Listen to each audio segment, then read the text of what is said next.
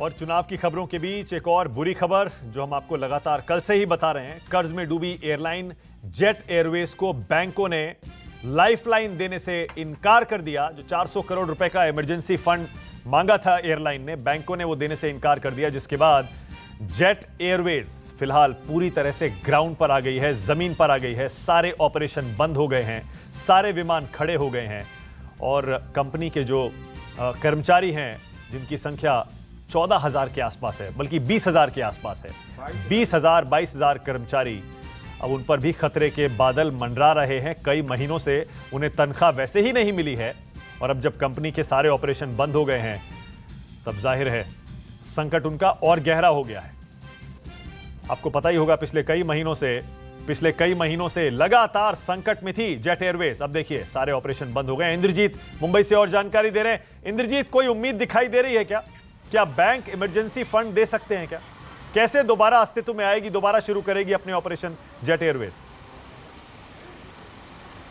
जी बिल्कुल, फिलहाल अगर फौरी तौर पे देखें तो कोई उम्मीद नहीं दिखाई दे रही है, लेकिन आज 11:30 बजे से सीनियर ऑफिसरों की बैठक है और ये इंतजार हो रहा है कि कोई बीडर मिले, कोई खरीदार मिले और खरीदार का इंतजार हो रहा है कि कोई अच्छी बोली लगाए और जेट को खरीदे, क्योंकि बैंकों से लगातार बातचीत चल रही थी। उनसे इमरजेंसी फंड पहले 1500 करोड़ रुपए मांगा जा रहा था।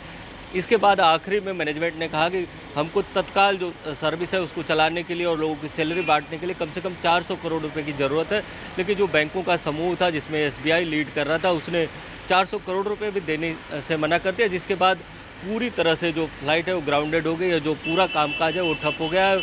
इससे करीब 20,000 जो कर्मचारी हैं उनके सामने रोजी रोटी का संकट पैदा हो गया, जिसमें 14,000 जो कर्मचारी हैं वो परमानेंट कर्मचारी और 6,000 कॉन्ट्रैक्ट कर्मचारी हैं। तो कहीं ना कहीं मैनेजमेंट की एक कोशिश है कि जल्द से जल्द कोई खरीदार ढूंढा जाए और उनसे बातचीत किया जाए और बताया जाता है कि 2-3 लोगों से बातचीत चल रही है, लेकिन उम्मीद यही है कि हिंदुस्तान की सबसे अच्छी एयरलाइंस में से एक जेट एयरवेज का ये संकट जल्दी खत्म होगा।